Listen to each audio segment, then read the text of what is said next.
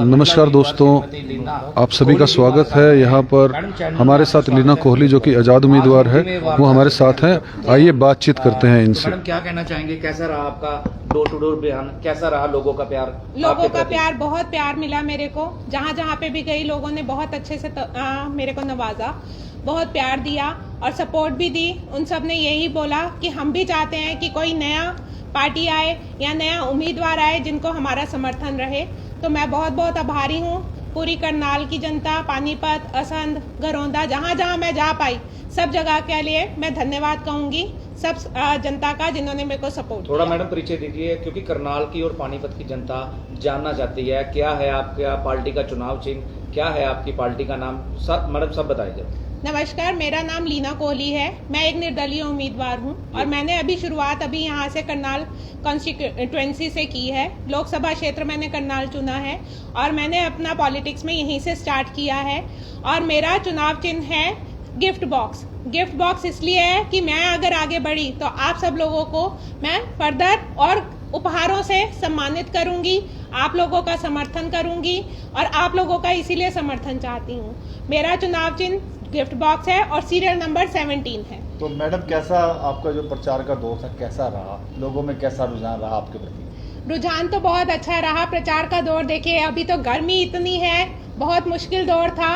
अपने आप को मैंने गर्मी की परवाह किए बिना कोशिश की जितना ज़्यादा से ज़्यादा हो सके जनता से मिलूं, उनसे वार्तालाप करूं, उनसे पूछूं अगर कहीं पे उनको लगता है कि वो उनका समर्थन मिलेगा तो आगे किस मुद्दे पे काम कर सकूं। तो यही रुझाव रहा। मुख्य मुद्दे क्या थे मैम? मुख्य मुद्दे क्या रखे आपने जनता के बीच में? क्योंकि सरकार से कहीं ना कहीं दुखी रहता है व्यक्ति, चाहता है कि एक अच्छा कैंडिडेट हमें मिले। तो आपके दिमाग में जनता को लेकर क्या क्या मुख्य मुद्दे थे? मुख्य मुद्दे तो मैंने जैसे पहले भी बोला था, आज फिर से मैं यही दोहराऊंगी कि मेरा, क्योंकि मैं खुद एक स्त्री हूं, तो स्त्री की शिक्षा और उसके आगे बढ़ोतरी के लिए जितना ज़्यादा से ज़्यादा कार्य कर सकूंगी वो करूंगी। मैं खुद एक शिक्षित महिला हूं और मैं चाहती हूं कि यहाँ की जनता, क्या पूरे देश की लड़कियां ज़्यादा से ज़्यादा पढ़ें, ज़्यादा से ज़्यादा आगे बढ़ें, ताकि उन लोगों को आगे बढ़ने का मौका मिले। ताकि क्योंकि आज की डेट में अगर आप एक फीमेल को देखेंगे, वो दोहरी भूमिका निभा रही है। वो अपना घर भी देख रही है, अपना ससुराल भी देख रही है और अपना कार्य क्षेत्र भी देख रही है और उन सब क्षेत्रों में वो सबसे ज्यादा आगे है, अपने आप को सफल कर रही है। तो जब शिक्षा होगी तो वो और ज्यादा अच्छे ढंग से अपने आप को पेश कर सकेगी। तो मैडम, कभी सोचा था कि आपने चुनाव लड़ेंगे? सच बताऊं तो शुरुआत में कभी सोचा नहीं था, मगर अब जब कदम रख दिया है तो मैं चाहती हूं देश की सेवा करूं, तत्परता से पूरा अपनी निष्ठावान होके सब लोगों को समर्थन दूं, ताकि मैं आगे बढ़ के इस देश के लिए कुछ कर सकूं और देश की जनता के लिए कुछ कर सकूं। मन में कैसे आया? देखिए, ऐसा है, पहला कदम उठाना सबसे मुश्किल काम होता है। बस मन में आया कि मेरे को शुरुआत करनी है, देश सेवा की शुरुआत करनी है, समाज सेवा करनी है। तो इसी विचार से मैंने अपना कदम पॉलिटिक्स में रखा। मैडम, आप 15 दिन लगातार लोगों के बीच में रही, शहरों के प्रति गांव में भी विकास पिछड़ा हुआ है, तो आपने गांव में भी विकास देखा, उनकी समस्याओं के बारे में? गांव की सबसे बड़ी समस्या मेरे को जो अभी तक समझ में आई वो ये समझ में आई कि वहाँ पे इंफ्रास्ट्रक्चर से अभी भी हम बहुत परे हैं। वहाँ पे शिक्षा के लिए स्कूल तो बने हैं मगर उसमें सुविधाओं की कमी है। या रोड्स तो हैं, आधी अधूरी टूटी हुई रोड्स हैं, या कुछ रोड्स में स्ट्रीट लाइट भी नहीं है। तो मैं चाहती हूँ कि जितने भी गांव हैं उनके इंफ्रास्ट्रक्चर के ऊपर फोकस कर सकूं, ताकि उन लोगों को भी परेशानियों का सामना ना करना पड़ सके, ताकि वो भी एक बार अपने लेवल पे क्लोज कर सकें कि हाँ भाई, उनके मुद्दे किसी ने सुने, उनके लिए किसी ने सोचा। घर घर जाके आप प्रचार कर रही हैं, क्या लोगों को आश्वासन दे रही हैं आप कि अगर मैं जीतती हूँ तो क्या आप कर सकती हैं लोगों के प्रति? देखिए, आश्वासन तो मैं यही दे रही हूँ कि अभी अगर मैं जीत जाती हूँ तो आगे जाके उनका, मेरा अभी जो प्लानिंग है या सोच है वो यही सोच है कि मेरे को यहाँ के जितने भी गांव हैं, 800 गांव हैं इस पूरी लोकसभा क्षेत्र के, 850 गांव हैं, उन सभी गांवों में एक बार जाके विजिट करके लोगों से मिलना है, ताकि उनकी समस्या सुन के उसके बाद मैं उसके ऊपर और कार्य करना चाहूँ। क्या क्या समस्या वैसे लोगों को, क्योंकि आप डोर टू डोर गई होंगी, लोगों ने अपनी समस्या बताई होगी, तो कैसा मतलब आपका क्या सुझाव है उसमें?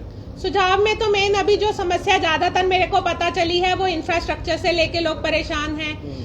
लोगों को दिक्कतें हैं कि उनके एरिया में जल की समस्या है, कुछ इस तरह की समस्या क्योंकि है। आपके बैनर में लिखा हो ना, इस देश को नई दिशा और व्यवस्था देने के लिए फिल्टर होगा। ये फिल्टर फिल्टर क्या है? ये फिल्टर जानना चाहते हैं हम फिल्टर सभी। समझाया नहीं रहा। ये फिल्टर मेरे समर्थक हैं वरिंदर तनेजा जी, इनकी तरफ से मैं आपको कहूंगी सपोर्ट मिली है। मेरे को अभी तक जितना भी चुनावी कार्यकाल रहा है मेरे समर्थक रहे हैं और इन्हीं की तरफ से आगे हम लोग एज अ टीम काम शुरू किए हैं। तो आपको वरिंदर तनेजा जी बताएंगे। वीरेंद्र जी बताइए, आप वीरेंद्र बताइए जी, ये ये फिल्टर फिल्टर क्या क्या है? बताइए फिल्टर क्या है सर? फिल्टर सर, फिल्टर एक शब्द आया है हमारे यहाँ से सरकार की तरफ से कि हम राष्ट्रीय सुरक्षा फिल्टर यूज़ करेंगे व्यापारियों के लिए जो चीन से हम इंपोर्ट करते हैं। उनका ये शब्द आया कि इससे हम समझौता नहीं करेंगे। बात ठीक है, राष्ट्रीय सुरक्षा से समझौता होना भी नहीं चाहिए, लेकिन देश की जो दिशा और व्यवस्था है वो इस तरह से, उसको ठीक करने के लिए भी फिल्टर की बहुत सख्त जरूरत है। धर्म का राजनीति में इतना गहरा वो हो गया है कि धर्म राजनीति में धर्म बहुत ऊपर हो गया है। धर्म का राजनीति में इतना मिक्सअप हो गया है कि वो इस देश की दिशा के लिए ठीक नहीं है। उसमें भी फिल्टर की जरूरत है। अगर फिल्टर की जरूरत है तो धर्म में से राजनीति को दूर करने के लिए फिल्टर की जरूरत है। अगर फिल्टर की जरूरत है तो परिवारवाद को जड़ से खत्म करने के लिए फिल्टर की जरूरत है। राजनीति के देश के संघीय ढांचे को, अगर देश की व्यवस्था को ठीक करना है तो उसके लिए फिल्टर की जरूरत है। लोकतांत्रिक व्यवस्था को भी फिल्टर की जरूरत है अगर आपको ठीक करना है देश को तो। और कई स्कीमें ऐसी हैं देश में जो कि आने वाले टाइम के लिए बहुत एक नसूर बन जाएंगी, उनको भी फिल्टर करने की जरूरत है। आपकी फ्रीज भी 20 स्कीमों को भी दोबारा सोचने के लिए फिल्टर की जरूरत है। जाति व्यवस्था पे क्या कहना चाहेंगे? क्या वहाँ जाति फिल्टर व्यवस्था नहीं होना चाहिए? वहाँ तो होना चाहिए, बट जाति व्यवस्था इतनी गहरी हो चुकी है इस देश में, उसके लिए आप कुछ कह भी नहीं सकते। आप किस तरीके से बदलाव करना चाहेंगे? हम मान लीजिए राशन की योजना है, अगर हम पार्टी बना के आगे चलते हैं ना, हम राशन की योजना 5 महीने के अंदर बंद करवाना चाहिए। 5 महीने के अंदर उसको खत्म करना चाहिए। मोदी जी तो अभी 100 करोड़ लोगों को दे देंगे अगले 5 साल बाद, अभी तो 80 करोड़ लोगों को दे रहे हैं, आप बंद कर रहे देखो हैं। वो दे सकते हैं, इसकी जगह दूसरी स्कीम होनी चाहिए। जी बताइए। इसकी जगह आप फंड्स को भी कर सकते हैं। आप राशन दे रहे हैं, उससे कुछ नहीं हो रहा। अगर आप इसकी जगह आप फंड्स देते हैं पर मंथ के हिसाब से, तो भी उसमें फर्क आ सकता है। स्कीमें कुछ बंद करके कुछ फिल्टर करना पड़ेगा इन चीज़ों के लिए। आप एक काम करिए, आप कुछ भी देते जाइए, लुटाते जाइए, एक दिन तो कुबेर का खजाना भी खाली हो जाएगा। आप लोन लेके कुछ भी दे सकते हैं, आपके हाथ में है, कुछ भी कर सकते हैं आप। क्या आपको लगता नहीं है कि जो शिक्षा व्यवस्था इतनी चरमराई हुई है पूरे भारत देश के अंदर, अगर शिक्षा और चिकित्सा 2 चीजें भारत के अंदर अव्वल पे आ जाएं तो देश अपने आप 5-10 सालों के अंदर में समर्थवान हो जाएगा? देखिए, चिकित्सा के लिए और शिक्षा के लिए तो बहुत जरूरी है वो। अगर एक तरह से अगर आप मिडिल क्लास लोगों के लिए चिकित्सा के लिए अगर 80% तक भी फ्री कर सकते हैं तो एक तरह से रीड हो जाएगी वो। अर्थव्यवस्था के लिए भी बहुत मजबूती आ जाएगी, क्योंकि काफ़ी लोगों का पैसा इसमें खर्च हो जाता है मिडिल क्लास का, जिससे कि उनको बहुत प्रॉब्लम आती है हाल टाइम में। तुसी की सोचा है सर? तुसी की बदलाव करो? इसको देखो जी, आप इस मंच पे एकदम से तो सारा बदला नहीं सकते। हमारे पास है इसका प्लान, को सोचा हुआ है। हाँ इसका सोचा हुआ है, प्लान भी है। इस बेस पे ऐसे बात नहीं कर रहे हम, ठीक है, हम फर्स्ट टाइम ऐसे कह रहे हैं आपको, लेकिन इसका प्लान भी है। अगर हम कहते हैं कि कुछ चीज़ें चेंज होनी चाहिए या कुछ फंड्स अरेंज होना चाहिए, तो उसका फंड्स भी है सरकार के पास। तो सर भ्रष्टाचार को भी फिल्टर करना पड़ेगा। भ्रष्टाचार के फिल्टर की तो बात अभी हम कर भी नहीं सकते, जो क्लियर है, बस कोई बात करने का है ही नहीं। फिल्टर मैं आपको बताता हूँ जी, धर्म के नाम पे जो चल रहा है वो खेल अब बहुत ज़्यादा बढ़ गया है। वो कल को इस देश की एकता अखंडता के लिए फिल्टर करना पड़ेगा, बहुत जरूरी है, नहीं तो वो बहुत दिक्कत करेगा। जरूरी है, बहुत जरूरी है। बीजेपी वाले कह रहे हैं हम राम को लाए थे। अब आपको इसका जवाब देता हूँ मैं। वो कहते हैं जी हम राम को लाए हैं, लोग कहते हैं हम उनको लाएंगे, बिल्कुल ठीक कहते हैं। आपको भी पता है वो राम को लाए नहीं है, ठीक है, फिर भी लोग मानते हैं इस बात को। वो आपके विचार, आपकी सोच को कैप्चर करना चाहते हैं। वो सिर्फ वोट नहीं चाहते आपसे वोट ले लें हम, वो कैप्चर करना चाहते हैं आप। वो बंधुआ, राजनीतिक बंधुआ बनाना चाहते हैं आप लोगों को। आप 80 करोड़ लोगों को तो बना दिया आपने 5 किलो राशन देंगे, अब कल को वोट के लिए 5 किलो। अब दूसरी पार्टी है कांग्रेस, वो कह रही है हम 5 के 10 किलो देंगे। उनके पास भी विचारधारा कोई नहीं है। आयुष्मान की 5 लाख से 25 लाख कर रहे हैं वो आयुष्मान की नहीं कर रहे जी, वो बीपीएल वालों कर रहे हैं। बीपीएल है सर। ठीक है जी, बीपीएल। अब कह दो आप बीपीएल के लिए कुछ गलत, तो आप गरीब वोट गया आपका, ठीक है जी, लेकिन बाकी मिडिल क्लास कहाँ जाएगा? कुल मिला के वोट बैंक की राजनीति से छूट चाहिए इस देश को, फिल्टर यहाँ पे लगना चाहिए। क्या वोट इसके बारे बैंक में की क्या राजनीति से नहीं, आप ना एक लोकतांत्रिक व्यवस्था में फिल्टर चाहिए जी, संघीय ढांचे में फिल्टर चाहिए। संघीय ढांचे की फिल्टर की मैं आपको बताना चाहता हूँ, पूरा ढांचा चेंज करना चाहिए, तब हो सकता है। हाँ, बहुत बड़े फैसलों की जरूरत है। आप एक चीज़ देखिए कि देश को एक सूत्र में भी पिरोने की जरूरत है। जो हमारी विविधता है ना, वो एकता कहते हैं हम, लेकिन वो एकता नहीं रही उस तरह से, अगर आप गहराई से सोचें तो उसको बहुत फिल्टर की जरूरत है इस देश को, और उस फिल्टर ही ये काम करेगा। जो इनका वर्ड है ना, वही शब्द निकाल के काम किया वो जाएगा। आपकी टीम सोच रही है उसके बारे में? हाँ जी, टीम सोच रही है फिर उसके बारे बिल्कुल, में? हमने सोच लिया, काफी कुछ सोच लिया। हम एकदम से कहते हैं कि हम नहीं अभी इतनी बड़ी बात करते हैं, वो ठीक नहीं है। जितना हम कर सकेंगे, और ये नहीं है कि हम कल को चुनाव जीतेंगे या चुनाव लड़ेंगे तो आएंगे तो फिल्टर करेंगे। हम इसके लिए काम अगले महीने से स्टार्ट कर देंगे। जनता तनेजा जी, आप भी पंजाबी हैं। करनाल के एक लोकसभा प्रत्याशी वीरेंद्र मराठा ने पंजाबियों को पहली बात तो मैं आपको जवाब देता हूँ, हमें ये शब्द सुनने नहीं कि पंजाबी है, कोई जाट है, कोई कुछ उसने है। पंजाबियों को झांगी शब्द से इस्तेमाल किया उस पर। वो कोई दिक्कत नहीं, मैंने सुना भी नहीं है और ना मुझे सुनना। हमारा तो हम जो भी बात काम करेंगे वो सब देश के लिए हित में होगा। धन्यवाद मैडम। चुनाव प्रचार अंतिम चरण पर है, करनाल वासियों को, पानीपत वासियों को एक अपनी तरफ से क्या मैसेज देंगे? मैं करनाल वासी, पानीपत वासी, आसपास के जितने भी बाकी इलाके हैं, चाहे वो इंद्री है, इसराना है, समालखा है, घरौंदा है, असंध है, उन सब जगह की जनता को हाथ जोड़कर विनती यही करूंगी कि आप लोग मेरे को अपना बहुमूल्य समर्थन दें और ज़्यादा से ज़्यादा संख्या में मेरे को वोट दें। क्योंकि मैं एक शुरुआती दौर पे हूँ। आप लोगों ने पुरानी राजनीति काफ़ी टाइम से देखी है, वो बीजेपी की हो, कांग्रेस की हो, जनता दल की हो। मैं किसी का नाम नहीं ज़्यादा वो करूंगी कि वो सही है या हम सही हैं, मगर मैं ये चाहूंगी जब तक नई सोच नहीं आएगी, नया भारत का निर्माण नहीं हो सकता।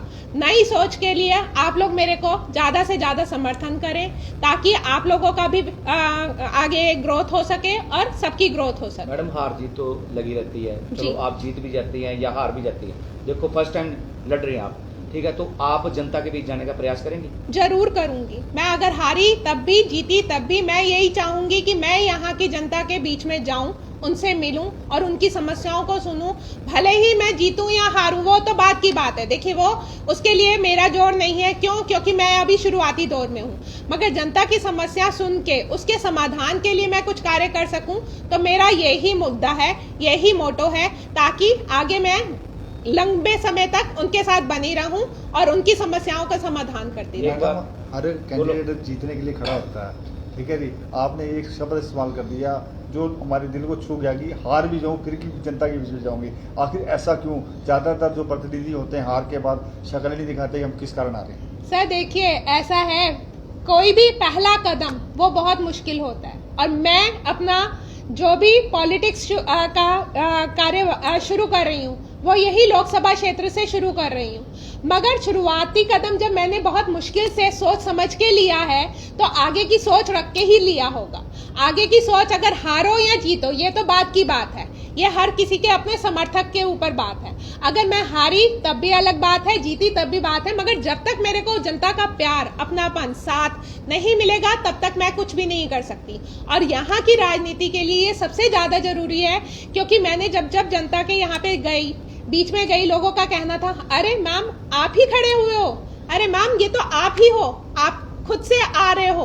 तो वो जो अपनापन और प्यार मिला वो मेरे दिल को छू गया। उन लोगों के लिए सबसे ज्यादा जरूरी क्या है कि एक जो भी नेता है उनके बीच में है, उनकी रीच में है, उनसे बात कर सकें। क्योंकि क्या होता है, बड़ी बड़ी पार्टियां बन जाती हैं, उनका हायरार्की लेवल इतना बड़ा हो जाता है कि उन तक पहुंचना बहुत मुश्किल हो जाता है। और मैं अपनी सोच यही रखूंगी कि मैं ज्यादा से ज्यादा लोगों के बीच में रहूं, उनसे बात करूं और उनकी समस्याओं का समाधान। आशीर्वाद ले सके। जरूर, आशीर्वाद तो सबसे ज्यादा जरूरी है उनका। तो सर का पूरा सपोर्ट मिल रहा है आपको? सर का पूरा सपोर्ट मिल रहा है अभी तो। थैंक यू मैडम, धन्यवाद। थैंक यू जी। मैं एक बार फिर रिक्वेस्ट करूंगी सबसे, आने वाली 25 तारीख को मेरा चुनाव चिन्ह गिफ्ट बॉक्स सीरियल नंबर 17, उसके ऊपर भारी से भारी संख्या में अपना समर्थन दे के वोट करें। और जो कि इस बार आप अगर देखेंगे 2 ईवीएम मशीन है, सेकंड वाली ईवीएम मशीन में सबसे ऊपर सीरियल नंबर 17 लीना कोहली, चुनाव चिन्ह गिफ्ट बॉक्स। धन्यवाद। ये थे लीना कोहली जी, जिन्होंने बताया कि किस तरह से वो समाज के अंदर परिवर्तन करना चाहते हैं। दोस्तों, वीडियो को शेयर कीजिए, अधिक से अधिक लोगों तक पहुंचाइए। वीरेंद्र जी साथ थे, जो वे फिल्टर लगाना चाहते हैं, देश की हर एक जो बड़ी समस्या बन चुकी है उसको फिल्टर करना चाहते हैं। ये एक नई सोच, नई दिशा की बात है। दोस्तों, वीडियो को अधिक से अधिक शेयर कीजिए। जय हिंद, जय भारत।